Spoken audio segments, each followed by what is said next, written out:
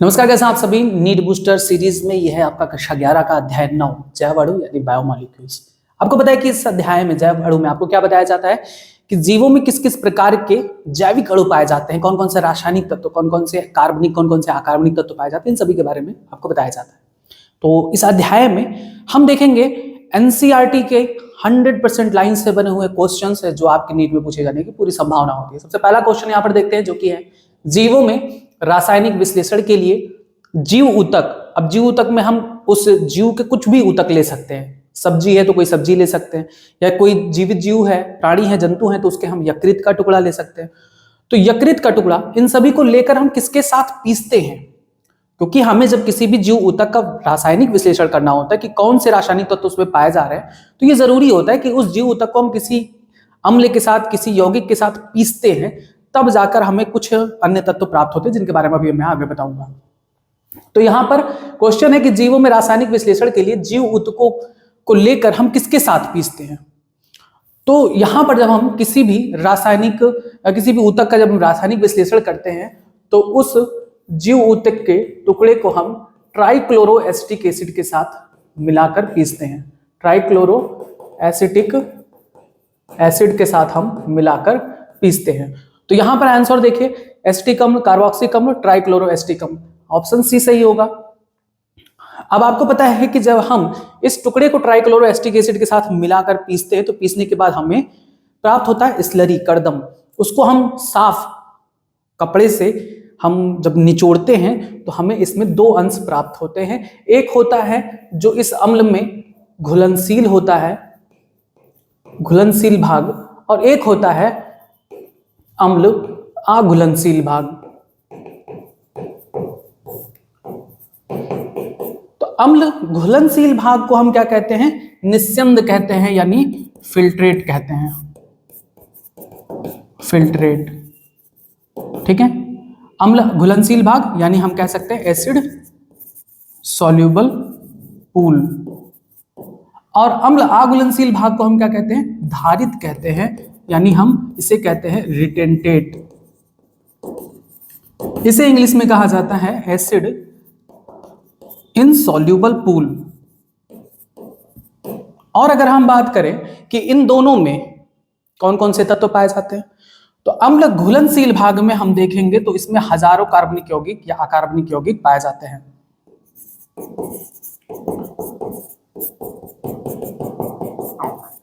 अगर हम बात करें अम्ल अघुलनशील भाग में, तो अम्ल अघुलनशील भाग में केवल 4 यौगिक पाए जाते हैं। वो कौन कौन से हैं, प्रोटीन, न्यूक्लिक अम्ल, पॉलीसैकेराइड और लिपिड। और अगर हम बात करें कि अम्ल घुलनशील भाग में जो यौगिक होते हैं उनका अणुभार कितना होता है, तो इनका अणुभार 18 से 800 डाल्टन तक होता है, यानी इनका अणुभार अपेक्षाकृत कम होता है। अगर हम इनकी बात करें तो इनका जो अणुभार है लिपिड को छोड़कर वो 10,000 से अधिक होता है, 10,000 से अधिक होता है। लिपिड का 800 डाल्टन से ज्यादा नहीं होता। अब यहां पर आप सोचोगे कि लिपिड का अणुभार 800 डाल्टन से ज्यादा नहीं है तो इसको, लिपिड को हम अम्ल घुलनशील भाग में क्यों नहीं रख रहे हैं। तो उसका रीजन है क्योंकि लिपिड जल में अघुलनशील होता है, ये अम्ल के अघुलनशील भाग के साथ बाहर आता है। लिपिड फ्रीली नहीं पाया जाता सेल्स में, वो कोशिका झिल्ली का तत्व होता है, इसलिए लिपिड को हम इस कैटेगरी में रखते हैं। अम्ल घुलनशील भाग को हम कहते हैं सरल या सूक्ष्म जैव अणु, सूक्ष्म जैव अणु, यानी हम इसे क्या कह सकते हैं, माइक्रो बायोमॉलिक्यूल्स। जो सूक्ष्म होते हैं उन्हें इधर, जो वृहद जैव अणु होते हैं, वृहद जैव अणु यानी मैक्रो मॉलिक्यूल्स, मैक्रो बायोमॉलिक्यूल्स, वो किस में आते हैं, अम्ल अघुलनशील भाग में आते हैं। तो इतना बात आप याद कर लीजिए। अब आपने समझा कि जब हमें किसी भी जीव ऊतक के टुकड़े को अगर हमें रासायनिक विश्लेषण करना है कि उसमें कौन कौन से यौगिक पाए जाते हैं, तो उसके लिए हमें उस टुकड़े को ट्राइक्लोरोएसिटिक एसिड के साथ पीसते हैं। पीसने के बाद हमें एक कर्दम स्लरी प्राप्त होता है, उसको हम साफ कपड़े में छानते हैं। छानने के बाद हमें दो भाग मिलते हैं, एक अम्ल घुलनशील, एक अम्ल अघुलनशील भाग। अम्ल घुलनशील भाग जिसे हम निश्चंद या एसिड सोल्यूबल पूल कहते हैं, इसमें हजारों कार्बनिक यौगिक मिलते हैं। इनका अणुभार कम होता है, 18 से 800 डाल्टन तक के में होता है। इन्हें हम सरल या सूक्ष्म जैव अणु कहते हैं। अब इसके अंतर्गत कौन आता है? इसके अंतर्गत आप ले लो अमीनो अम्ल, न्यूक्लियोटाइड या सरल शर्करा, ये सब इसके एग्जाम्पल्स हैं। ठीक है, वहीं बात करें अगर अम्ल अघुलनशील भाग की, तो इसमें सिर्फ 4 आते हैं। कौन कौन से? प्रोटीन, न्यूक्लिक अम्ल, पॉलीसैकेराइड और लिपिड। इनका जो अणुभार होता है वो 10,000 डाल्टन से अधिक होता है लिपिड को छोड़कर। लिपिड का अणुभार 800 डाल्टन से अधिक नहीं होता, लेकिन फिर भी लिपिड को हम वृहद जैव अणु के अंतर्गत रखते हैं। क्यों? क्योंकि लिपिड फ्रीली कोशिका में नहीं पाया जाता या कोशिका झिल्ली का भाग होता है, और अम्ल अघुलनशील भाग में ही आता है। दूसरा क्वेश्चन है गलत कथन का चयन करो। पहला कह रहा है सभी तत्व जो भूपर्पटी के नमूने में मिलते हैं वे सभी जीव ऊतकों के नमूने में भी मिलते हैं, फिर भी सूक्ष्म परीक्षण से पता चलता है कि कार्बन व हाइड्रोजन की मात्रा अन्य तत्वों की अपेक्षा किसी भी जीव में भूपर्पटी से सामान्यतः ज्यादा होती है। कह रहे हैं कि भूपर्पटी यानी अर्थ क्रस्ट यानी मृदा में जो भी तत्व मिलता है वो जीव ऊतक में भी मिलता है। ये बात तो सही है। फिर कह रहे हैं कि कार्बन हाइड्रोजन की मात्रा जीव ऊतकों में भूपर्पटी से ज्यादा होती है। बिल्कुल सही बात है। अगर हम देखें कार्बन और हाइड्रोजन की, अगर आप एनसीईआरटी के चार्ट को देखोगे तो वहां पर भी मेंशन है कार्बन और हाइड्रोजन जो है भूपर्पटी में जीव ऊतक में भूपर्पटी से ज्यादा होते हैं। यानी भूपर्पटी में जितनी मात्रा है उससे कहीं ज्यादा मात्रा जीव ऊतकों में है। तो पहला लाइन तो बिल्कुल सही है, हमें गलत लाइन चुनना है। कह रहे हैं विश्लेषणात्मक तकनीक का प्रयोग कर किसी भी यौगिक के आणविक सूत्र और संभावित संरचना के बारे में जानकारी मिलती है। बिल्कुल सही बात है। एनालिटिकल जब मेथड हम यूज करते हैं, एनालिटिकल टेक्निक का प्रयोग करके हम किसी भी अणु का, यौगिक का आणविक सूत्र, उसकी संभावित संरचना का पता लगा सकते हैं। ये भी बिल्कुल बात सही है। कह रहे जीव ऊतकों में मिलने वाले सभी अकार्बनिक यौगिकों को जैव अणु कहते हैं। बिल्कुल गलत बात है। जीव ऊतकों में मिलने वाले अकार्बनिक नहीं कार्बनिक यौगिक, अगर ये होता तब सही होता। तो जीव ऊतकों में मिलने वाले सभी कार्बनिक यौगिक को जैव अणु कहते हैं, अकार्बनिक नहीं। यानी ऑप्शन सी यहां पर गलत दिया गया है, यही ऑप्शन सही होगा। फिर चौथा देख लीजिए, जीव ऊतकों की थोड़ी की मात्रा लेकर शुष्क करने के बाद बचे हुए पदार्थ को शुष्क भार कहते हैं। सही है। जीव ऊतक में जल की मात्रा होती है, अगर हम जल को वाष्प कर दें तो जो शुष्क मात्रा प्राप्त होती है उसे हम शुष्क भार कहते हैं। जैसे पत्ती को, अगर हम पेड़ से पत्ती तोड़े हैं तो अभी उसमें जल है, अगर हम कड़ी धूप में उसको 2-3 दिन सुखा लें तो सूखा पत्ता मिलता है, तो वो उसका शुष्क भार कहलाता है। अगर हम उसको जला दें तो जलाने के बाद जो पदार्थ बचता है उसे हम भस्म कहते हैं। भस्म में अकार्बनिक तत्वों की खोज की जा सकती है। नेक्स्ट क्वेश्चन देखते हैं। नेक्स्ट है रसायन विज्ञान के दृष्टिकोण से क्रियात्मक समूह जैसे एल्डिहाइड, कीटोन, एरोमेटिक यौगिक आदि की पहचान की जा सकती है, किंतु जीव विज्ञान की दृष्टि से इन्हें हम किस प्रकार से वर्गीकृत करते हैं? रसायन विज्ञान में हम एल्डिहाइड, कीटोन इन सभी का प्रयोग करते हैं, लेकिन जीव विज्ञान में हम इन शब्दों का प्रयोग नहीं करते। जीव विज्ञान में उनका हम कुछ और नाम रखते हैं, जैसे amino acid, nucleotide, monosaccharide, disaccharide, polysaccharide, इन सभी में। तो यहाँ पर ऑप्शन देखिए, अकार्बनिक कार्बनिक यौगिकों में गलत बात, जैव अणु रसायन अणु में गलत बात, जैव अणु व अजैव अणु में गलत बात, अमीनो अम्ल, न्यूक्लियोटाइड, क्षार, वसा अम्ल इत्यादि में हम व्यक्त करते हैं। ऑप्शन डी इसका सही आंसर है। नेक्स्ट क्वेश्चन देखिए, गलत कथन का चयन करिए। सभी तत्व जो भूपर्पटी के नमूने में मिलते हैं वे सभी जीव ऊतकों के नमूने में भी मिलते हैं, तो ये बात अभी बताए थे, ये तो बिल्कुल सही बात है। कार्बन हाइड्रोजन की मात्रा अन्य तत्वों की अपेक्षा जीव ऊतकों में भूपर्पटी से ज्यादा होती है, ये भी बात सही है। वैज्ञानिकों ने अम्ल अघुलनशील अंश में हजारों कार्बनिक यौगिकों को प्राप्त किया है। अब देखो, अभी मैंने आपको बताया था कि जब हम किसी ऊतक को के टुकड़े को ट्राइक्लोरोएसिटिक के साथ पीस के जब हम उसको छानते हैं तो हमें 2 भाग मिलता है, अम्ल घुलनशील भाग, अम्ल अघुलनशील भाग। अम्ल घुलनशील भाग में हजारों कार्बनिक यौगिक मिलते हैं, अम्ल अघुलनशील भाग में तो केवल 4 यौगिक मिलते हैं, प्रोटीन, न्यूक्लिक अम्ल और पॉलीसैकेराइड और लिपिड। तो ये गलत बात है। हजारों कार्बनिक यौगिक किस में मिलते हैं? अम्ल घुलनशील भाग में, अघुलनशील नहीं। यानी ऑप्शन सी यहाँ पर करेक्ट आंसर है। ठीक है, बाकी वियुक्त आइसोलेट एक शुद्ध यौगिक होता है, ये भी सही बात है। किसी भी यौगिक के आणविक सूत्र व संभावित संरचना के बारे में जानकारी प्राप्त किया जा सकता है। किसी भी यौगिक के आणविक सूत्र और संभावित संरचना के बारे में जानकारी किस मेथड के द्वारा? विश्लेषणात्मक तकनीक यानी एनालिटिकल टेक्निक्स के द्वारा, अभी बताए थे। ऑप्शन डी आंसर सही होगा। नेक्स्ट देखिए, किसी भी जीव ऊतक का रासायनिक परीक्षण के लिए जीव ऊतक को किसके साथ मिलाकर पीसने के जानते हैं? तो ट्राइक्लोरोएसिटिक एसिड, अभी बताए थे। क्वेश्चंस कुछ रिपीट है, अभी सही हो जाएगा। जीव ऊतकों में मिलने वाले सभी कार्बनिक यौगिकों को क्या कहते हैं? सभी कार्बनिक यौगिकों को जैव अणु कहते हैं। ऑप्शन सी सही है। जीव ऊतक में मिलने वाले सभी कार्बनिक यौगिकों को जैव अणु कहते हैं। नेक्स्ट, निम्न में से कौन सा तत्व भूपर्पटी में तो पाया जाता पर जीव ऊतकों में नहीं पाया जाता? तो ये एनसीईआरटी का आप टेबल देखिएगा, उसमें दिया गया है सिलिकॉन एक ऐसा तत्व है जो भूपर्पटी में, मृदा में तो पाया जाता है लेकिन जीव ऊतकों में नहीं पाया जाता। ऑप्शन डी इसका करेक्ट आंसर है। नेक्स्ट, अमीनो अम्ल क्या होते हैं? अमीनो अम्ल में आपको बताए थे कि अमीनो अम्ल में केवल एक कार्बन होता है। अब इसी एक कार्बन पर अमीनो ग्रुप भी होता है, कार्बोक्सिल ग्रुप भी होता है, परिवर्तनशील समूह भी होता है और एक हाइड्रोजन ग्रुप भी होता है। ठीक है, 4 ग्रुप होते हैं। इस एक कार्बन पर ही सब होता है, इसलिए इसे हम अल्फा कार्बन कहते हैं और इसलिए हम अमीनो अम्ल को अल्फा अमीनो कार्बन भी कहते हैं, अमीनो अम्ल भी कहते हैं। दूसरी बात की जाए तो कार्बनिक यौगिक में CH4 सिंगल कार्बन वाला कार्बनिक यौगिक होता है जिसे हम मीथेन कहते हैं। अब इसी के CH4 के 3 हाइड्रोजन को रिप्लेस करके अमीनो परिवर्तनशील कार्बोक्सिल समूह आए हैं, इसीलिए हम अमीनो अम्ल को क्या कहते हैं कि ये प्रतिस्थापित मीथेन होता है, सब्स्टिट्यूटेड मीथेन। आप खुद देख लो, एक ही कार्बन है, कार्बनिक यौगिक में एक कार्बन वाले यौगिक को क्या कहते हैं? अगर वो सिंगल बॉन्ड में है तो वो उसे मीथेन कहते हैं। अब डबल बॉन्ड तो हो ही नहीं सकता कार्बन में, सिंगल कार्बन में डबल बॉन्ड हो ही नहीं सकता, तो सिंगल कार्बन है तो ये मीथेन का सब्स्टिट्यूटेड रूप होता है, यानी प्रतिस्थापित मीथेन। ऑप्शन बी सही आंसर होगा। अब इसमें भी बहुत सारी बातें हैं। अमीनो अम्ल में ये 4 समूह तो होते हैं, अमीनो, कार्बोक्सिल, हाइड्रोजन, परिवर्तनशील। अब परिवर्तनशील में हाइड्रोजन है तो इसका नाम हो जाता है ग्लाइसिन। अगर यहीं पर हाइड्रोजन परिवर्तनशील समूह CH3 है, मेथिल समूह है, तब इसका नाम हो जाता है एलेनिन। अगर यहीं पर परिवर्तनशील का नाम CH2OH हाइड्रोक्सी मेथिल है तो इसका नाम हो जाता है सीरीन।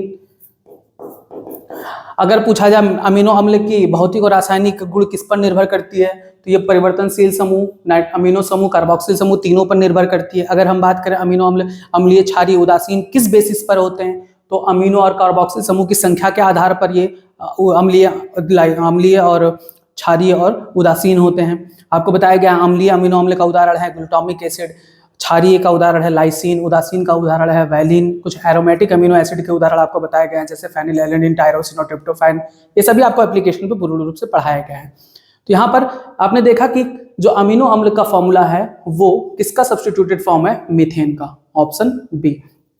नेक्स्ट क्वेश्चन देखें, ग्लाइसिन अमीनो अम्ल में परिवर्तनशील समूह कौन सा होता है? देखो अमीनो अम्ल आ गया तो अमीनो अम्ल का फॉर्मूला तुरंत आप लगा दो, NH2 COOH R समूह और H। यहां पर कह रहे हैं ग्लाइसिन अमीनो अम्ल में परिवर्तनशील समूह यानी R क्या होता है, तो अभी आपको बताए हैं कि R जब हाइड्रोजन होता है तब उसे कहते हैं ग्लाइसिन, R जब CH3 होता है तब इसे कहते हैं एलिनिन, R जब CH2OH होता है तब इसे क्या कहते हैं?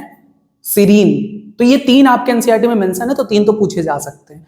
तो ग्लाइसिन है तो परिवर्तनशील समूह क्या होगा? Hydrogen. Option B. Next question देखिए, एलेनिन अमीनो अम्ल में परिवर्तनशील समूह क्या है? फिर आ गया तो एलेनिन अभी बताए, जब मेथिल समूह होता है तब उसे एलेनिन कहते हैं।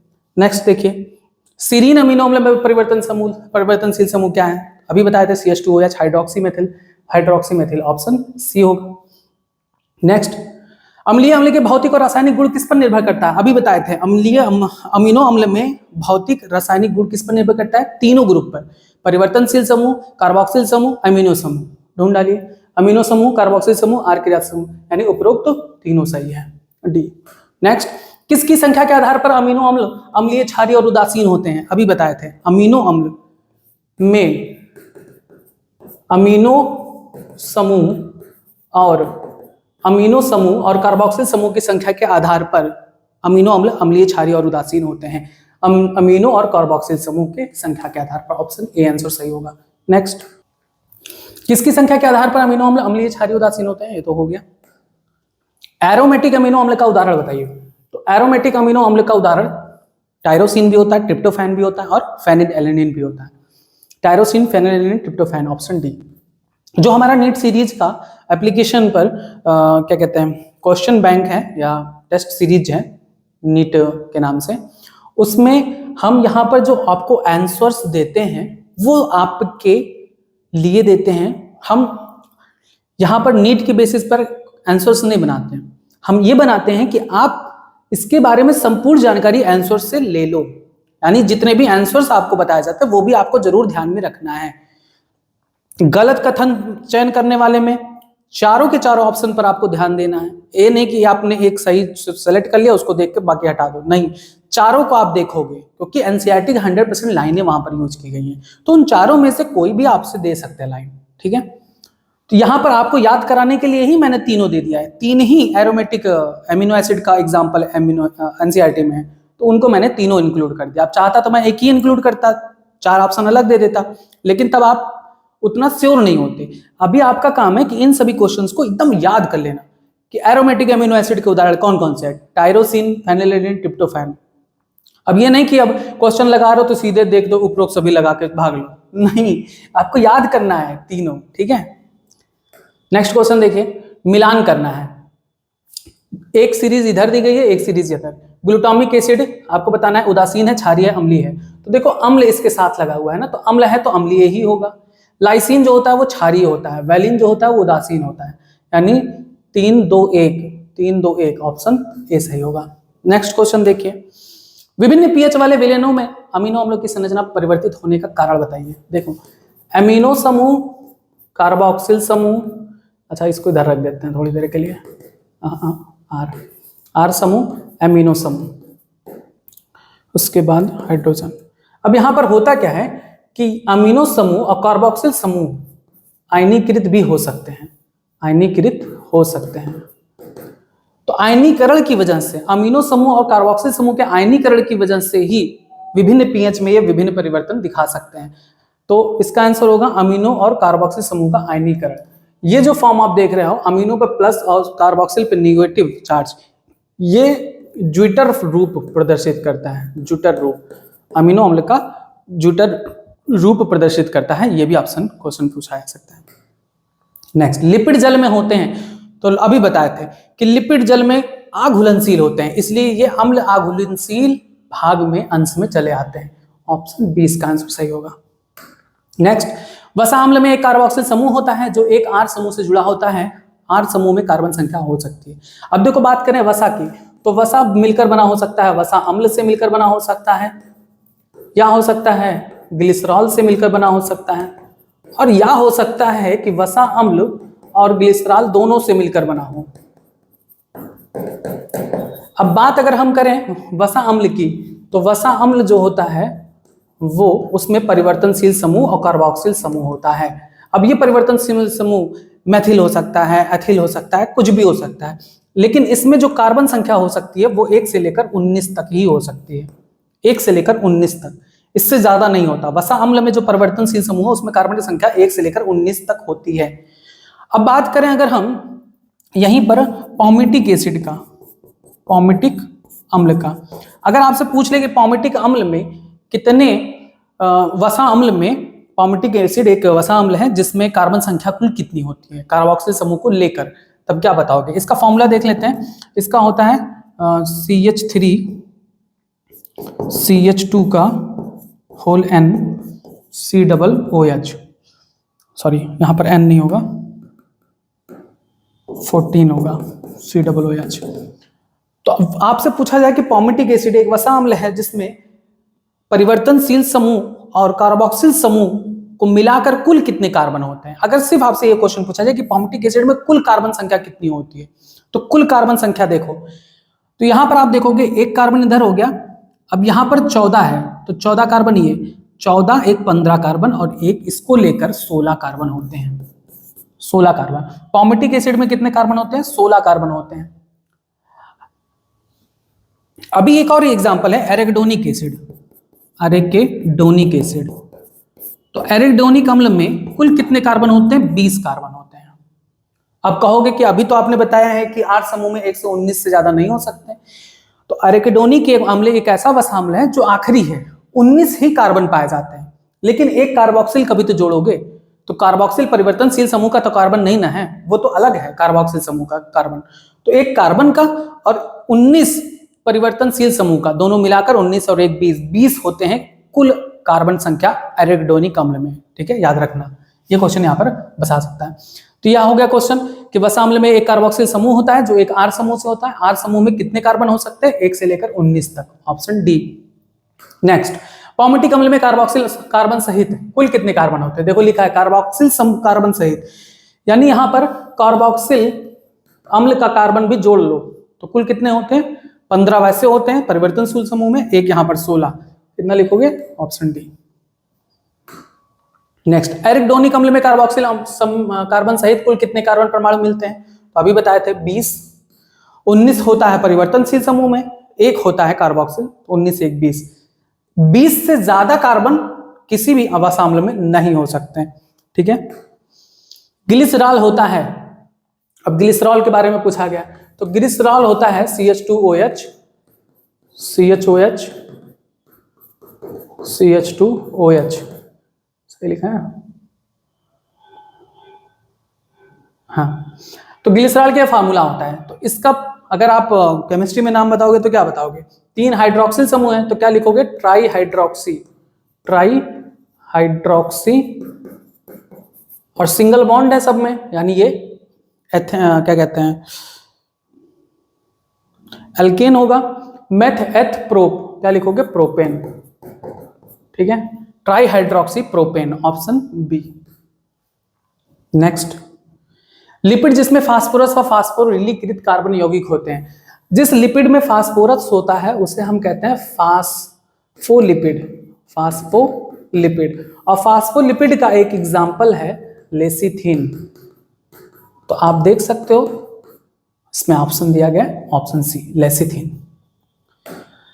नेक्स्ट, गलत कथन का चयन करना है। कुछ ऊतक, विशेष तौर पर तंत्रिका ऊतक में अधिक सरल संरचना के लिपिड पाए जाते हैं, गलत बात है। अगर हम बात करें तंत्रिका ऊतक में तो तंत्रिका ऊतक में जटिल संरचना वाले लिपिड पाए जाते हैं, जटिल संरचना वाले। जीवों में बहुत सारे कार्बनिक यौगिक विषम चक्रीय वलय युक्त होते हैं, बिल्कुल सही बात है। अब इसके उदाहरण क्या है? तो विषम चक्रीय वलय के बारे में आप पढ़े हो, क्या कहते हैं, नाइट्रोजन क्षार, नाइट्रोजन क्षार पढ़े हो ना। नाइट्रोजन क्षार में विषम चक्रीय यौगिक मिलते हैं, इस तरह से उनकी संरचना होती है, विषम चक्रीय यौगिक, एडेनिन की संरचना, ग्वानिन की संरचना, तो ये सब विषम चक्रीय यौगिक होते हैं, तो ये बिल्कुल सही बात है।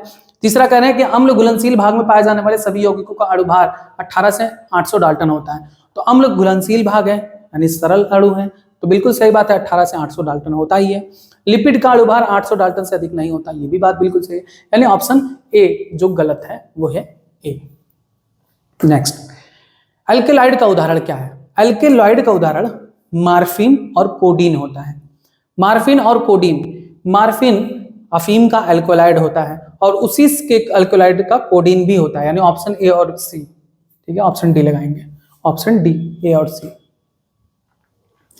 अल्केलॉइड के बारे में आपको एक एनसीईआरटी में चार्ट ही दिया गया है, अल्केलॉइड, टॉक्सिन्स, वर्णक, इन सभी के बारे में दिया गया, उसको आपको एकदम रट डालना है। और अल्केलॉइड के बारे में आपको कक्षा 12 में अध्याय 7 में भी पढ़ाया जाएगा, मानव स्वास्थ्य रोग में, लेकिन यहां पर इसको याद कर लीजिएगा। टॉक्सिन्स के उदाहरण, तो आपके एनसीईआरटी में बायोमॉलिक्यूल्स में टॉक्सिन्स के उदाहरण 2 दिए गए हैं, एक है आपका रिशीन दिया गया है और एक है आपका एब्रिन, एब्रिन और रिशीन, ठीक है, ये दोनों टॉक्सिन है। मोनोटर्पिन, टर्पिनॉइड्स के उदाहरण होते हैं, मोनोटर्पिन, डाइटर्पिन, ये टर्पिनॉइड्स के उदाहरण होते हैं। एब्रिन और रिशीन यही है आपके टॉक्सिन का उदाहरण, ऑप्शन डी सही होगा। नेक्स्ट, लैक्टिन्स के उदाहरण, तो लैक्टिन्स का केवल एक उदाहरण दिया गया आपके एनसीईआरटी में, वो है कॉनकैनावेलिन ए, ऑप्शन बी। नेक्स्ट, ड्रग्स के उदाहरण, ये सब आपको एनसीईआरटी के एक चार्ट दिया गया उसी में मिल जाएगा। ड्रग्स के उदाहरण में आपका था वेनबिलिस्टिन और करकुमिन, ठीक है, ये 2 आते हैं, करकुमिन और वेनबिलिस्टिन, ये 2 हैं, ऑप्शन ए और सी, ये दोनों ड्रग्स के कैटेगरी में आते हैं। बहुलक पदार्थ का उदाहरण, बहुलक क्या होते हैं? पॉलीमर क्या होते हैं? That is made from monomer, monomers से मिलकर बने होते हैं, वो पॉलीमर होते हैं। जैसे अमीनो अम्लों से मिलकर क्या बना होता है? प्रोटीन, तो प्रोटीन भी क्या है? एक बहुलक है, यानी ये पॉलीमर है और ये मोनोमर है, ठीक है। बात करें अगर हम क्या कहते हैं मोनोसैकेराइड की, मोनोसैकेराइड, मोनोसैकेराइड के अणुओं से ही बनता है पॉलीसैकेराइड। तो पॉलीसैकेराइड क्या है? एक पॉलीमर है। मोनोसैकेराइड क्या है? एक मोनोमर है। जैसे ग्लूकोज एक मोनोमर है। ग्लूकोज की श्रृंखला से मिलकर बना होता है सेलुलोज। तो सेलुलोज इज ए पॉलीसैकेराइड। तो यहां पर ऑप्शन बहुलक पदार्थ में प्रोटीन भी एक बहुलक पदार्थ होता है, रबर भी बहुलक पदार्थ होता है, गोंद भी बहुलक पदार्थ होता है, यानी ऑप्शन डी एकदम सही आंसर होगा। नेक्स्ट, लिपिड को रखा गया है। लिपिड को, चूंकि लिपिड का अणुभार कितना होता है? 800 डाल्टन से ज्यादा नहीं होता, फिर भी इसे हम किसमें रखते हैं? वृहत जैवाणु में। क्यों? क्योंकि ये जल में आघुलनशील होता है। ठीक है, ऑप्शन बी। नेक्स्ट, कोशिका में कुल कोशिकीय भार सबसे अधिक प्रतिशतता किसकी होती है? एनसीईआरटी का चार्ट देख लेना, उसमें आपको सबसे पहला ही मेंशन है जल जो कोशिका में सबसे ज्यादा पाया जाता है, ऑप्शन ए। नेक्स्ट, प्रोटीन क्या होते हैं? प्रोटीन किससे मिलकर बने होते हैं? अमीनो अम्ल से, है ना। अमीनो अम्ल कितने प्रकार के होते हैं? 20 प्रकार के, है ना। 10 होते हैं अनिवार्य और 10 होते हैं अनअनिवार्य। तो भगवान का सिस्टम देखो कि जो अनिवार्य है, जिसकी बहुत ज्यादा जरूरत नहीं है, वो शरीर में ही संश्लेषित होती है, लेकिन जो अनिवार्य है वो शरीर में नहीं बनता, उसके लिए हमें भोजन खाना पड़ता है, यानी भोजन स्रोत से हमें प्राप्त होता है अनिवार्य अमीनो अम्ल। बादाम, काजू, इन सब से प्राप्त होता है। ठीक है, और सब्जियों में, चावल में, दाल में, इन सब से हमें प्राप्त होता है भोजन स्रोत से। तो ये 20 प्रकार के जो अमीनो एसिड हैं, उनमें कुछ एग्जांपल मैं आपको दे दूं, जैसे वैलिन हो गया, हिस्टिडीन हो गया, लाइसिन हो गया, आइसोल्यूशिन हो गया, ठीक है, उसके बाद ट्रिप्टोफैन हो गया, उसके बाद मिथियोनिन हो गया। तो ऐसे करके बहुत सारे, यानी कुल 20 प्रकार के अमीनो एसिड होते हैं। तो जो प्रोटीन होता है वो इन्हीं अमीनो अम्ल से मिलकर बना होता है, और ऐसा कोई भी प्रोटीन नहीं है जो केवल एक ही प्रकार के अमीनो अम्ल से मिलकर बना हो। हमेशा प्रोटीन, मान लो एक जगह पर वैलिन आ गया तो दूसरी जगह पर मिथियोनिन आ गया, तीसरी जगह पर हिस्टिडीन आ गया। तो जब कोई भी polymer different type of monomer से मिलकर बना होता है तो उसे हम विषम बहुलक कहते हैं। विषम बहुलक यानी हेट्रोपॉलीमर। पहले इसका भी मतलब समझ लो, नहीं पता लगा वो भी सोचो कि ये होता क्या है। एक होता है समबहुलक, जिसे हम होमोपॉलीमर कहते हैं। होमोपॉलीमर, इसका मतलब होता है कि कोई पॉलीमर है जो एक ही प्रकार के मोनोमर से मिलकर बना हो। मान लो कोई अमीनो एसिड केवल वैलिन के अणुओं से मिलकर बना है, उसमें कोई और अमीनो अम्ल ना जुड़ा हो, तब ये क्या कहलाएगा? जब केवल एक ही प्रकार के अमीनो एसिड से मिलकर बना हो तब ये समबहुलक कहलाएगा। लेकिन कोई प्रोटीन जब विभिन्न प्रकार के अमीनो अम्ल से मिलकर बना है तो उसे हम हेट्रोपॉलीमर कहते हैं। ये सिर्फ प्रोटीन का उदाहरण नहीं है, पॉलीसैकेराइड में भी यही होता है कि पॉलीसैकेराइड में भी जब कोई पॉलीसैकेराइड केवल एक ही प्रकार के मोनोसैकेराइड से मिलकर बना होता है तो उसे हम समबहुलक कहते हैं। जैसे सेलुलोज, सेलुलोज केवल ग्लूकोज के अणुओं से मिलकर बना होता है, तो सेलुलोज इज ए होमोपॉलीमर, समबहुलक। लेकिन कुछ ऐसे भी पॉलीसैकेराइड होते हैं, कुछ ऐसे भी प्रोटीन होते हैं जो डिफरेंट टाइप ऑफ मोनोमर से मिलकर बने होते हैं, तो इसे हम हेट्रोपॉलीमर कहते हैं। तो ऐसा कोई प्रोटीन नहीं है जो एक ही प्रकार के अमीनो अम्ल से मिलकर बना हो। 20 प्रकार के अमीनो अम्लों के बार बार अलग अलग क्रम में जुड़ने से प्रोटीन का निर्माण होता है, यानी प्रोटीन इज ऑलवेज हेट्रोपॉलीमर, विषम बहुलक ही होते हैं, ऑप्शन बी। नेक्स्ट, अंतरकोशिकीय भरण ऊतक, बताइए कौन सा है? अंतरकोशिकीय भरण पदार्थ कौन सा होता है? तो ये भी आपको एनसीईआरटी के चार्ट में मिल जाएगा। इसका आंसर होता है कोलेजन। कोलेजन अंतरकोशिकीय भरण पदार्थ होता है। ठीक है, नेक्स्ट, ग्लूकोज का कोशिका में परिवहन में सहायक है। ग्लूकोज के कोशिका में आने जाने के लिए परिवहन के माध्यम कौन बनता है? GLUT4, option B. ये भी आपके एनसीईआरटी के चार्ट में मेंशन है।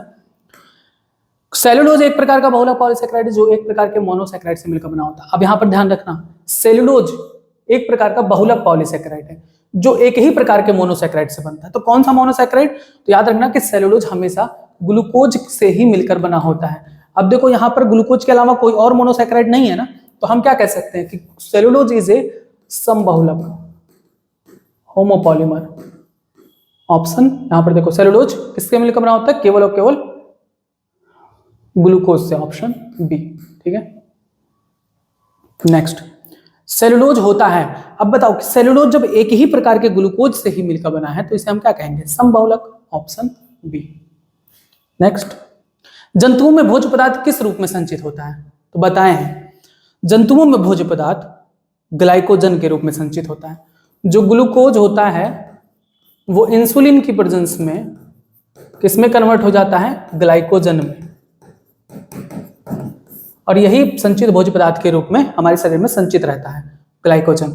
अगर आपसे पूछा जाए कि पौधों में संचित भोज्य पदार्थ कौन सा होता है, तो पादप में संचित भोज्य पदार्थ मंड के रूप में होता है, यानी स्टार्च के रूप में होता है। बनता किस रूप में? कार्बोहाइड्रेट यानी क्या कहते हैं, ग्लूकोज के रूप में बनता है, लेकिन संचित किस रूप में होता है? स्टार्च के रूप में। फ्रक्टोज का बहुलक बताइए, ये भी इंपॉर्टेंट है। फ्रक्टोज का बहुलक होता है इन्यूलिन, ये भी एनसीईआरटी में मेंशन है, इन्यूलिन। सारे क्वेश्चन ही एनसीईआरटी के ही हैं, लेकिन कुछ ऐसे पॉइंट है जो सिंगल लाइन में है, तो सिंगल लाइन का बहुत इंपॉर्टेंट होता है। लोग सोचते हैं कि बहुत ज्यादा इंपॉर्टेंट नहीं है, सिंगल लाइन में क्या पूछा जाएगा, लेकिन यही पूछे जाते हैं। फ्रक्टोज का बहुलक होता है इन्यूलिन। नेक्स्ट, गलत कथन का चयन करो। एक पॉलीसेकेराइड श्रृंखला का बायां सिरा अपचायक और दायां सिरा अनअपचायक कहलाता है। बायां सिरा यानी लेफ्ट साइड कह रहे हैं ना, लेफ्ट, और ये राइट। तो याद रखने ना, पॉलीसेकेराइड श्रृंखला में जो राइट वाला होता है वो होता है रिड्यूसिंग। अब इसको कैसे याद रखोगे? आर और आर से। जो राइट एंड होता है वो रिड्यूसिंग है, और जो लेफ्ट है वो होता है नॉन रिड्यूसिंग। तो ये एक ट्रिक है, समझ लो कि पॉलीसेकेराइड श्रृंखला में आप रिड्यूसिंग एंड और नॉन रिड्यूसिंग एंड का पता कैसे लगा सकते हो? राइट रिड्यूसिंग, आर आर से। तो राइट जिधर रिड्यूसिंग दिख जाए, तो यहां पर अपचायक का मतलब होता है रिड्यूसिंग। तो रिड्यूसिंग को कह रहे हैं लेफ्ट, तो ये गलत हो गया ना। आर आर होना चाहिए, यानी राइट वाला रिड्यूसिंग होना चाहिए, यानी ऑप्शन ए ही गलत है। दूसरा देखो, मंड में द्वितीयक कुंडलीदार संरचना मिलती है, बिल्कुल सही बात है। मंड में द्वितीयक कुंडलीदार संरचना मिलती है, इसीलिए आयोडीन अणु मंड की इसी संरचना से जुड़ता है। आयोडीन मंड से जुड़कर नीला रंग देता है, ये क्वेश्चन नीट में पिछली बार ही पूछा गया था। मंड में आयोडीन अणु इसके कुंडली भाग से जुड़ते हैं, बिल्कुल सही बात है। आयोडीन मंड में से जुड़कर नीला रंग देते हैं, ये तीनों सही है, ऑप्शन ए गलत है। नेक्स्ट, गलत कथन का चयन करो। कागज पौधों की लुगदी से बना होता है जो सेलुलोज होता है। अब बताओ, पौधों की कोशिका जो भित्ति होती है, पौधों की कोशिका भित्ति किससे मिलकर बनी होती है? पौधों की कोशिका भित्ति बनी होती है सेलुलोज की। कागज किससे बनाए जाते हैं? पौधों से ही, पौधों की लुगदी से बनाए जाते हैं। तो पौधों की लुगदी से बना रहे, तो कागज भी क्या है? एक सेलुलोज है, बिल्कुल सही बात है। रुई के धागे सेलुलोज से बने होते हैं। रुई कहां से उत्पन्न होता है? पौधों से ही तो उत्पन्न होता है, ये भी सेलुलोज है, बिल्कुल सही बात है। बहुत से जटिल का पॉलीसेकेराइड अमीनो शर्करा व रासायनिक रूप में परिवर्तन शर्करा से मिलकर बने होते हैं, बिल्कुल सही बात है। बहुत से जो जटिल पॉलीसेकेराइड होते हैं, जैसे हम बात करें काइटिन की, तो ये जटिल पदार्थों से मिलकर बने होते हैं, जैसे ग्लूकोसामिन या एन एसिटिल गैलेक्टोसामिन से मिलकर बने होते हैं, सही बात है। अब काइटिन आर्थ्रोपोडा यानी कीड़े मकोड़ों की जो वाह्य कंकाल होती है उसकी बनी होती है। यहां पर ऑप्शन चौथा देखो, आर्थ्रोपोडा के वाह्य कंकाल जटिल सैकराइड इनुलिन से मिलकर बने होते हैं, ये गलत बात है। आर्थ्रोपोडा के जो वाह्य कंकाल होते हैं वो काइटिन से मिलकर बने होते हैं, ऑप्शन डी। यही आपका गलत लाइन है, डी लगा दीजिए। नेक्स्ट क्वेश्चन देखते हैं। पॉलीसेकेराइड अधिकतर होते हैं, तो पॉलीसेकेराइड अधिकतर क्या होते हैं? हेट्रोपॉलीमर, ठीक है, विषम बहुलक होते हैं पॉलीसेकेराइड। जैसे ग्लूकोज प्लस गैलेक्टोज, ये मिलकर क्या बनाते हैं? लैक्टोज। तो लैक्टोज पॉलीमर, ये मोनोमर, तो दो डिफरेंट टाइप के मोनोमर से मिलकर बना है। ऐसे बहुत सारे एग्जांपल्स हैं। लगभग अधिकतर जो पॉलीसेकेराइड देखा गया है, जटिल पॉलीसेकेराइड, वो विषम बहुलक ही होते हैं, ठीक है। अब इनमें कुछ एक्सेप्शंस भी हैं, जैसे cellulose. Cellulose is also a polysaccharide, but it is made up of a monomer of glucose. Inulin is also a polysaccharide, but it is made up of a monomer of fructose. तो ये कुछ exceptions भी हैं, उसको भी ध्यान रखना। अधिकतर जो पॉलीसेकेराइड होते हैं वो विषम बहुलक होते हैं। विषम बहुलक के उदाहरण क्या हैं? तो विषम बहुलक के उदाहरण न्यूक्लिक अम्ल, बिल्कुल सही बात है। न्यूक्लिक अम्ल 4 प्रकार के न्यूक्लियोटाइड से मिलकर बने होते हैं। Protein, different type of amino acid से मिलकर बने होते हैं, सही बात है। पॉलीसेकेराइड डिफरेंट टाइप ऑफ, नहीं ये तो अभी बताए हैं। अधिकतर जो पॉलीसेकेराइड होते हैं वो समबहुलक होते हैं, ठीक है। ऑप्शन ए और बी, डी होगा सही, ठीक है। अभी आपने पिछला ही पढ़ा है, पॉलीसेकेराइड अधिकतर समबहुलक होते हैं। जो गलत कर दिए क्या यहाँ पे, विषम बहुलक लिखती हैं, समबहुलक होते हैं, अधिकतर समबहुलक होते हैं, विषम बहुलक नहीं। प्रोटीन में अमीनो अम्ल के क्रम व इसके स्थान के बारे में, जैसे कि पहला, दूसरा, तीसरा, कौन सा अमीनो अम्लों का, प्रोटीन की संरचना।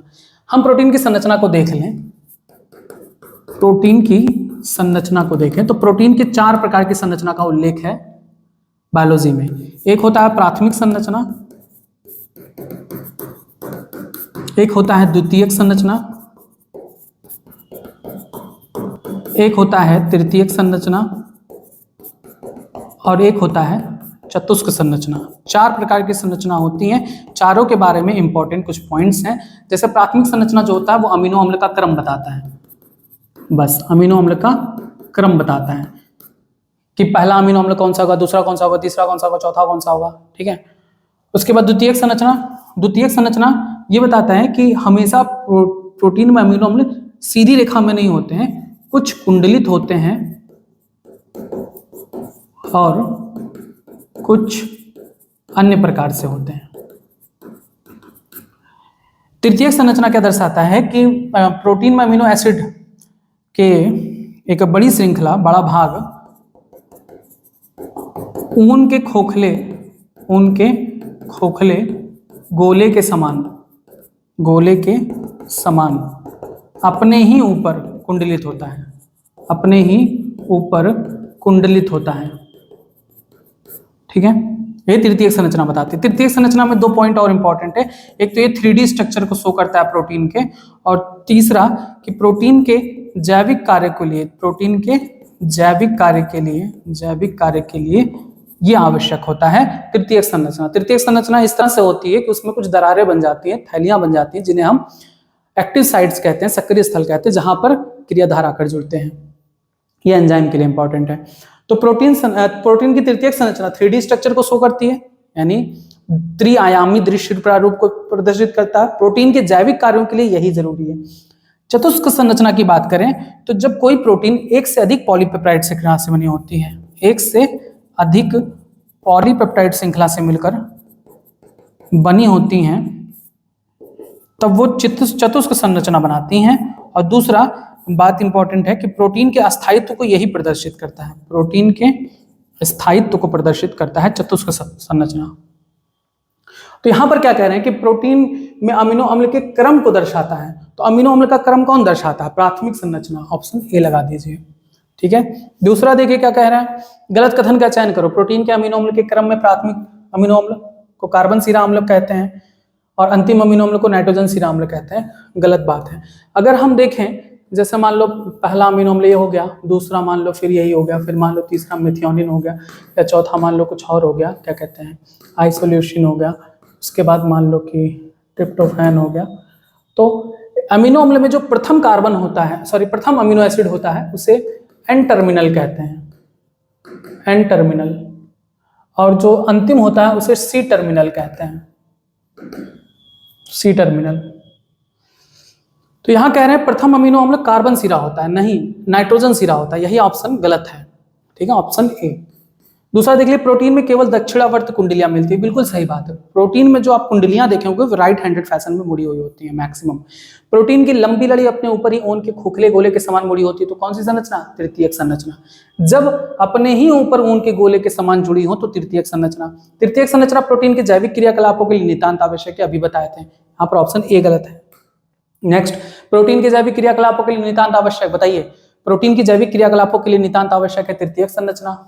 नेक्स्ट देखिए, प्रोटीन के त्रिआयामी रूप यानी 3D रूप कौन प्रदर्शित करता है? तृतीयक संरचना, अभी बताए थे।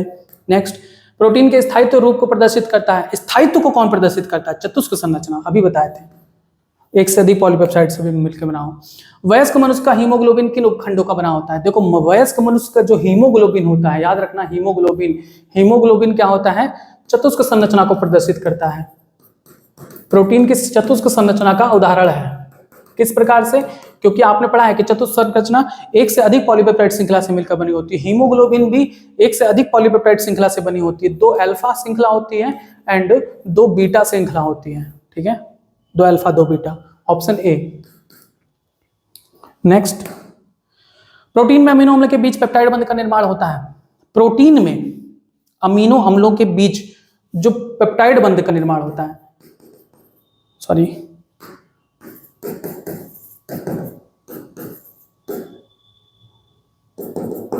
वो होता है एक अमीनो अम्ल के अमीनो समूह और कार्बोक्सिल समूह के बीच, दूसरे अमीनो अम्ल के कार्बोक्सिल समूह के बीच होता है। ठीक है, ऑप्शन देख लीजिए, अमीनो अम्ल और कार्बोक्सिल समूह के बीच होता है, कार्बोक्सिल समूह अमीनो समूह के बीच, ऑप्शन ए सही होगा।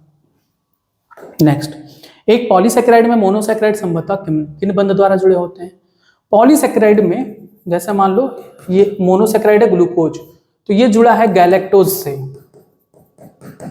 तब बनता है लैक्टोज। तो ये आपस में किस बंध द्वारा जुड़े होते हैं? तो याद रखना ये जुड़े होते हैं ग्लाइकोसिडिक बंध द्वारा, ग्लाइकोसिडिक बंध द्वारा। अब यहां पर इसको याद करने का फॉर्मूला क्या है? इस पूरे प्रोसेस को याद कर लो। ग्लूकोज मोनोसेकेराइड है, ये भी मोनोसेकेराइड है, 2 मोनोसेकेराइड मिलकर डाइसेकेराइड बना रहे हैं। तो ग्लूकोज आधा गा आ रहा है, आधा गा यहाँ पे आ रहा है, ग्लूकोज ग्लाइकोसिडिक बंध। ठीक है, ये याद रख लेना। तो यहाँ पर जो पॉलीसेकेराइड होते हैं उनके बीच ग्लाइकोसिडिक बंध होता है, ऑप्शन बी। नेक्स्ट, गलत कथन का चयन करो। पॉलीसेकेराइड में मोनोसेकेराइड के बीच बंध पास के 2 मोनोसेकेराइड को 2 कार्बन परमाणु के बीच बनता है। बिल्कुल सही बात है, 2 कार्बन परमाणु के बीच बनता है। वाटसन वक्री का प्रसिद्ध नमूना डीएनए की द्वितीयक संरचना को प्रदर्शित करता है। बिल्कुल सही बात है। पॉलीन्यूक्लियोटाइड्स की दोनों लड़ियां समांतर होती हैं और एक ही दिशा में होती हैं, गलत बात है, ऑप्शन सी ही गलत है। क्यों? पॉलीन्यूक्लियोटाइड यानी डीएनए की संरचना की बात कर रहे हैं, तो आपको पता है कि डीएनए का एक लड़ी जो होता है वो 3' to 5' होता है और दूसरा लड़ी प्रति समानांतर होता है, यानी इसका जस्ट उल्टा होता है। अगर एक 5' है तो दूसरा 3' होगा। समानांतर नहीं होता, क्या होता? प्रति समानांतर अगर लिखा होता तब सही होता। ऑप्शन यहाँ पर सी ही गलत है कि समानांतर लिख दिए हैं। समानांतर नहीं होता, पॉलीपेप्टाइड श्रृंखला, पॉलीन्यूक्लियोटाइड श्रृंखला प्रति समानांतर होती है। ठीक है, अमीनो अम्ल से कार्बन डाइऑक्साइड के निकलने के बाद अमीनो अम्ल एमीन में बदल जाता है। बिल्कुल सही बात है। नेक्स्ट, उपापचयी अभिक्रियाओं की प्रत्येक रासायनिक अभिक्रिया होती है। उपापचयी अभिक्रियाओं की जो प्रत्येक रासायनिक अभिक्रिया होती है वो किस प्रकार की होती है? उत्प्रेरित होती है, यानी किसी एंजाइम द्वारा वो उसका उत्प्रेरण होता है, उसकी अभिक्रिया की दर बढ़ जाती है। ऑप्शन बी, हमेशा उपापचयी अभिक्रिया की जितनी भी रासायनिक अभिक्रियाएं वो उत्प्रेरित होती हैं, एंजाइम की उपस्थिति में ही होती हैं। वे प्रोटीन जिनमें उत्प्रेरण की क्षमता होती है, वे प्रोटीन जिनमें उत्प्रेरण की क्षमता होती है यानी रासायनिक अभिक्रिया की दर को बढ़ा देते हैं, वो कौन होते हैं? Enzyme, option B.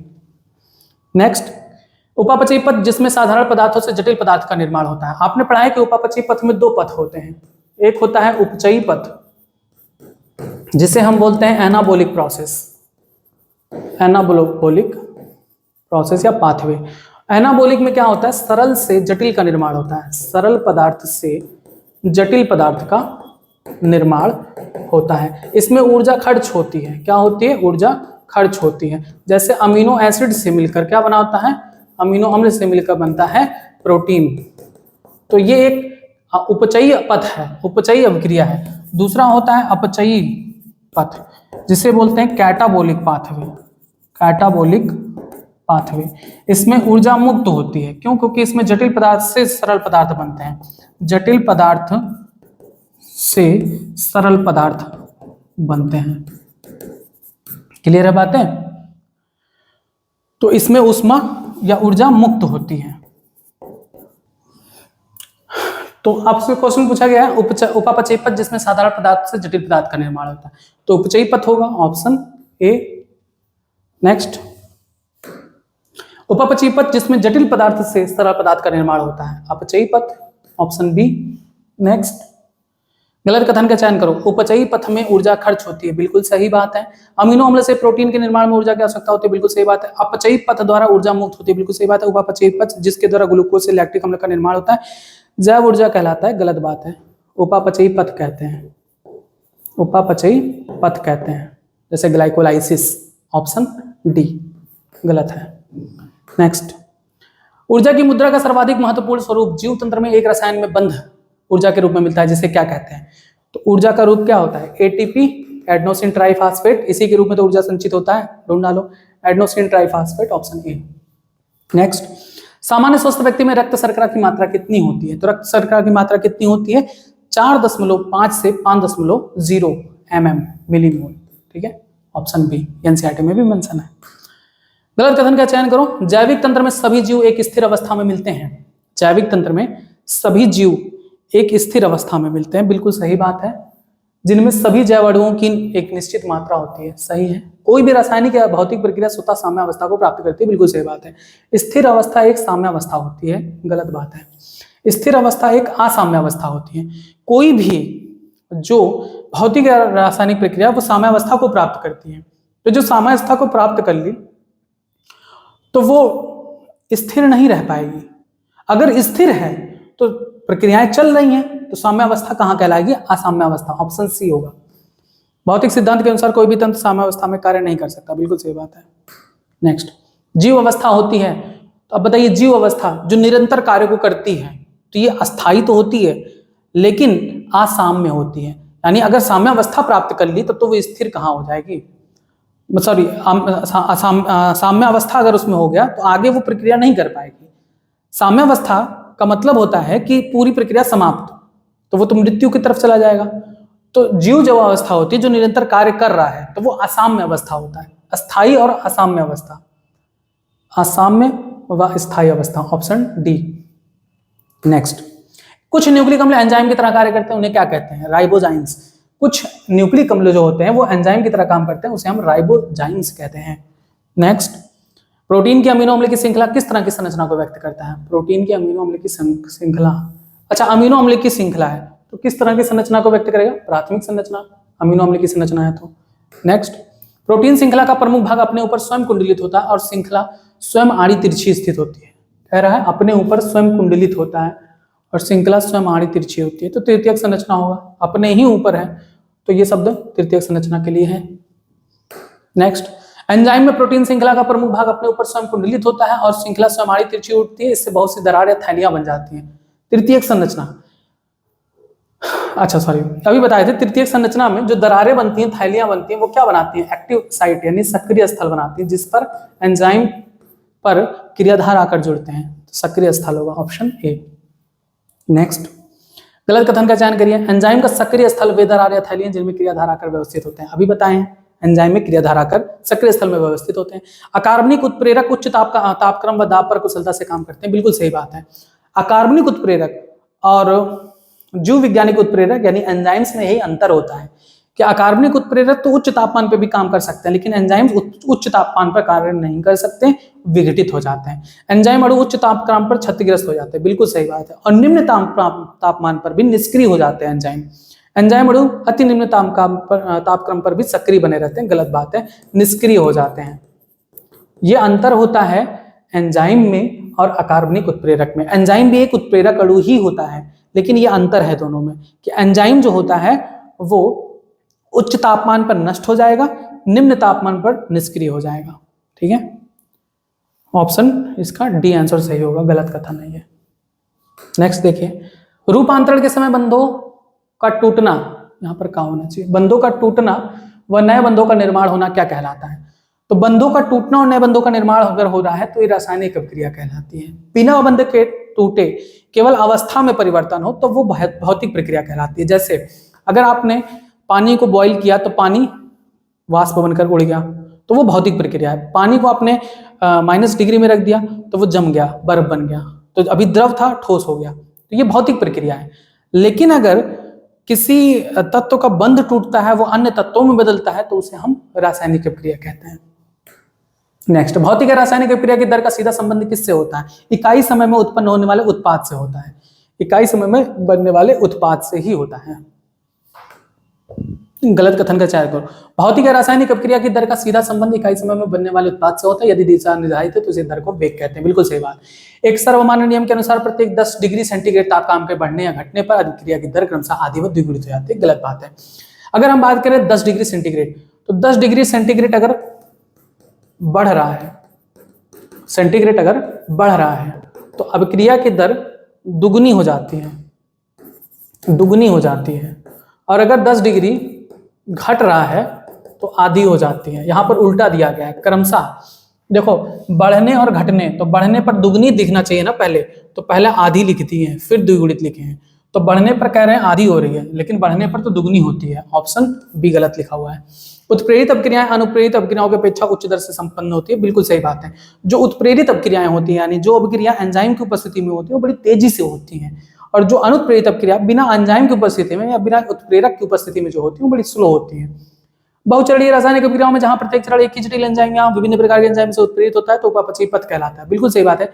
जो बहुचरणीय रासायनिक अपक्रियाएं होती हैं वहां पर एक ही जटिल एंजाइम से अगर एक भी रासायनिक क्रिया बदलती है तो उससे कई सारे अलग अलग उत्पाद भी उत्पन्न होते हैं। जैसे आप ग्लाइकोलाइसिस का उदाहरण ले लो, फिर उसके बाद जो किण्वन होता है तो किण्वन में लैक्टिक एसिड भी बन सकता है, एथेनॉल भी बन सकता है वही प्रक्रियाएं, लेकिन एक दो रिएक्शंस की वजह से वो अलग हो जाती हैं, और ऐसी अपक्रियाओं को उपापचयी पथ कहते हैं जो बहुत सारी चरणीय अपक्रियाओं के द्वारा होती हैं।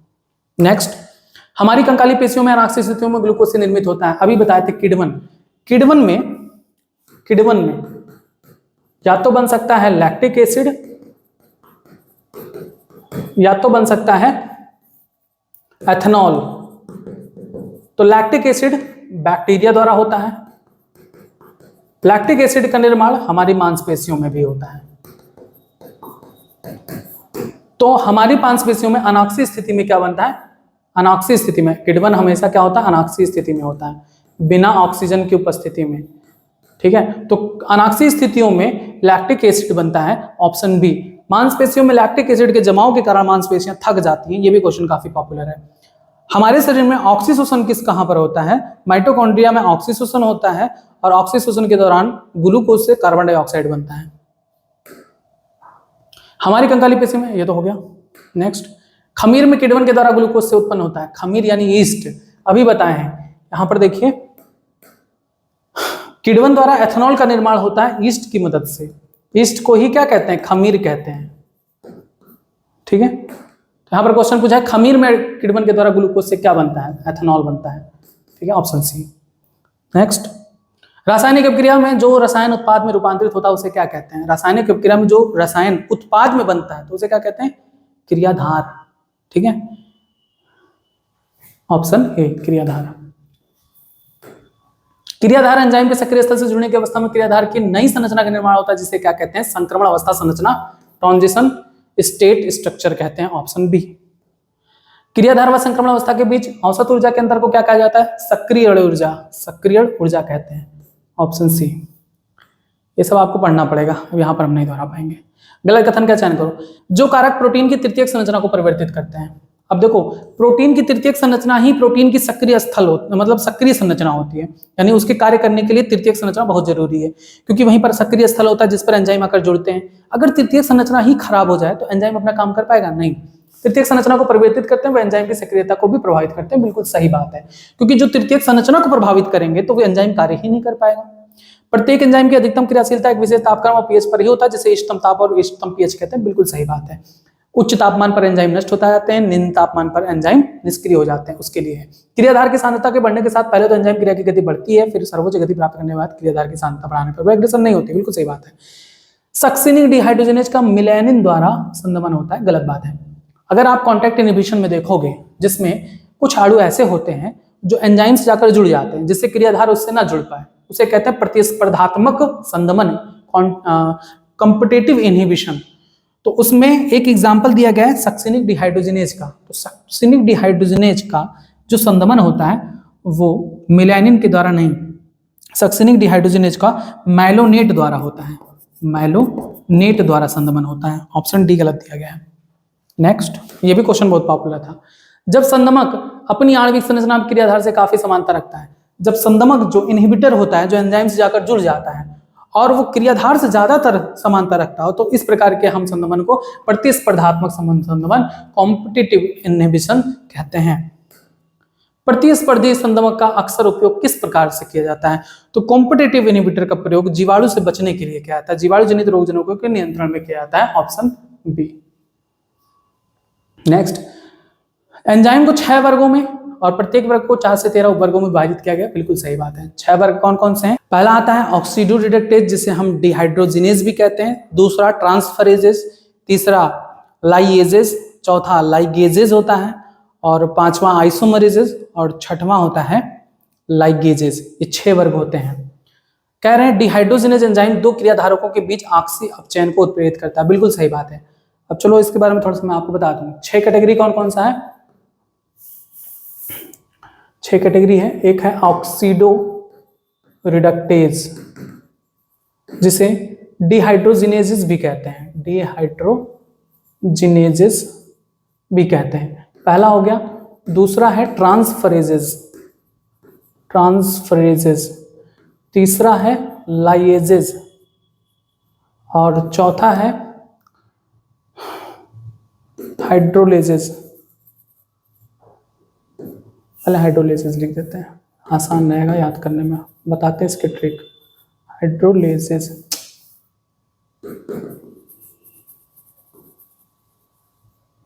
फिर लाइएजेस, फिर आइसोमरेजेस, छठवां लाइगेजेस। सिंपल है। ऑक्सीडो रिडक्टेज, ऑक्सीडो का मतलब होता है ऑक्सीडेशन, रिडक्टो का मतलब होता है रिडक्शन, यानी वो अभिक्रिया जिसमें ऑक्सीकरण और अपचयन दोनों हो, ऑक्सी अपचयन दोनों हो, उसे हम ऑक्सीडो रिडक्टेज या डिहाइड्रोजिनेज कहते हैं। ट्रांसफरेजेस, जब दो क्रियाधारकों के बीच समूहों का स्थानांतरण होता है तब इसे हम ट्रांसफरेजेस, ट्रांसफर का मतलब होता है स्थानांतरण, तो समूहों का स्थानांतरण हो तब उसे कहते हैं। हाइड्रोलेजेस का मतलब होता है जल का अपघटन, जल का विघटन। जब किसी रासायनिक अभिक्रिया में जल का विघटन होता है तो वहां पर हाइड्रोलिसिस एंजाइम काम करता है। लाइएजेस, जल अपघटन के अतिरिक्त ये समूहों के बीच स्थानांतरण करता है, साथ ही साथ डबल बॉन्ड का निर्माण यानी द्विबंधों का निर्माण करता है। आइसोमरेजेस, ये आइसोमर्स उत्पन्न करता है। लाइगेजेस, लाइगेज का मतलब होता है जोड़ना, तो ये जोड़ने का काम करता है। तो कह रहे हैं डिहाइड्रोजिनेज एंजाइम दो क्रियाधारों के बीच ऑक्सी अपचयन को उत्प्रेरित करता है। तो डिहाइड्रोजिनेज है, ऑक्सी अपचयन को उत्प्रेरित करता है, बिल्कुल सही बात है। ट्रांसफरेजेस एंजाइम दो क्रियाधारकों के बीच हाइड्रोजन के स्थानांतरण को उत्प्रेरित करता है। ट्रांसफरेजेस समूहों के बीच हाइड्रोजन को स्थानांतरण नहीं करता है, क्योंकि हाइड्रोजन का स्थानांतरण यहां पर नहीं होता। हाइड्रोजन को छोड़कर बाकी सभी समूहों का स्थानांतरण होता है। ठीक है, ऑप्शन सी गलत आंसर है।